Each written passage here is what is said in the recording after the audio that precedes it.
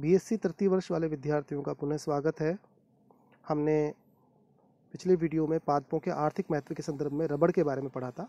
आज हम पेय पदार्थ प्रदान करने वाले पादपों के बारे में अध्ययन करेंगे और इसमें सबसे महत्वपूर्ण है चाय।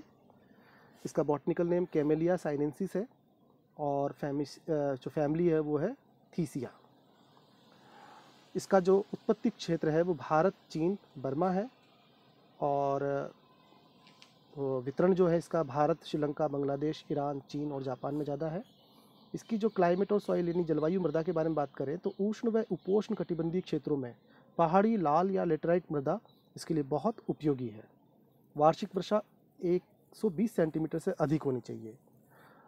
अब भारत में इस प्रकार की जलवायु और इस प्रकार की मृदा आसाम की ब्रह्मपुत्र घाटी, सूरमा घाटी, पश्चिम बंगाल में दार्जिलिंग, जलपाईगुड़ी और दक्षिण भारत में जो नीलगिरी का क्षेत्र है वहाँ इस प्रकार की जलवायु और मृदा पाई जाती है। अतः वहीं चाय की खेती बड़े पैमाने पर होती है। यदि इसके वानस्पतिक लक्षणों की बात करें तो ये बहुवर्षीय है, काष्ठीय क्षूप है और ये सदाबहार पादप है। पत्तियां 11 से 20 सेंटीमीटर लंबी होती हैं और 3 से 7 सेंटीमीटर चौड़ी होती हैं। इसके किनारे करकची होते हैं, भालाकार होती है पत्तियां, शीर्ष पर सरल होती है, एकांतर होती है, अननुपर्णीय होती हैं। पत्तियों में तेल ग्रंथियां उपस्थित होती हैं और यही इसी के स्वाद और जो गंध है उसके लिए उत्तरदायी होती हैं। फल इसमें कैप्सूल होता है।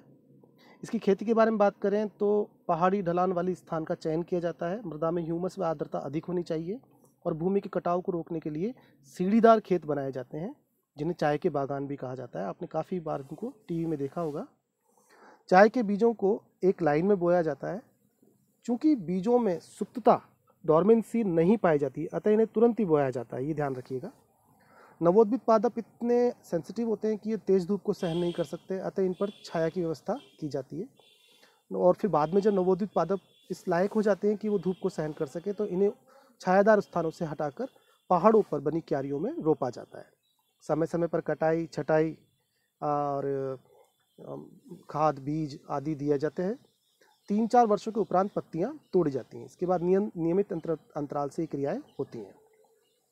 जो युवा पत्तियां हैं, जो कोमल होती हैं, उनमें सुगंध व तेल व एल्कोलॉइड की मात्रा अधिक होती है। पुरानी पत्तियों में ये मात्रा कम होती जाती है और 10 साल तक के पौधे की पत्तियां इकट्ठी की जाती है। इसके बाद उस पादप को आधार से काट देते हैं और पुनः टूटे हुए जो तना है, कटा हुआ जो तना है, उससे नई पत्तियां निकलना शुरू हो जाती हैं और ऐसी पत्तियों को गोल्डन टिप्स भी कहा जाता है।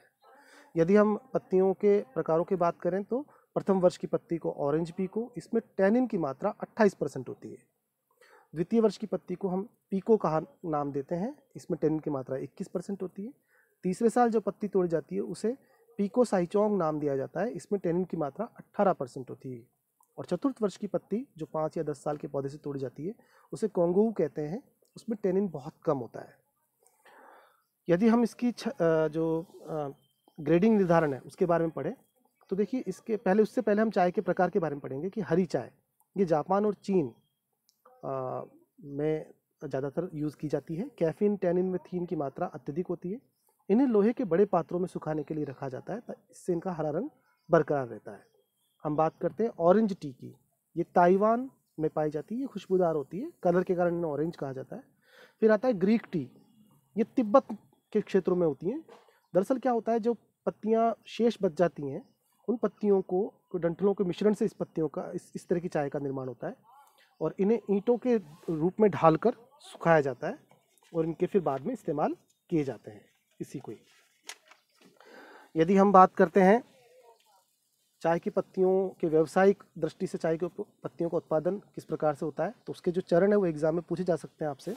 तो पहला है आपका इसको सुखाना। लगभग 80 डिग्री टेम्परेचर पर पत्तियों को विशेष प्रकार के कक्षों में रखा जाता है, सूखे कक्ष होते हैं। 10 से 12 घंटे पश्चात पत्तियों में आर्द्रता की मात्रा 75 से 50% रह जाती है। उसके बाद इन पत्तियों को बेला जाता है। सूखी पत्तियों को भारी बेलनों के बीच में से निकाला जाता है। पत्तियों से इस प्रक्रिया के दौरान जो एंजाइम होते हैं वो मुक्त हो जाते हैं।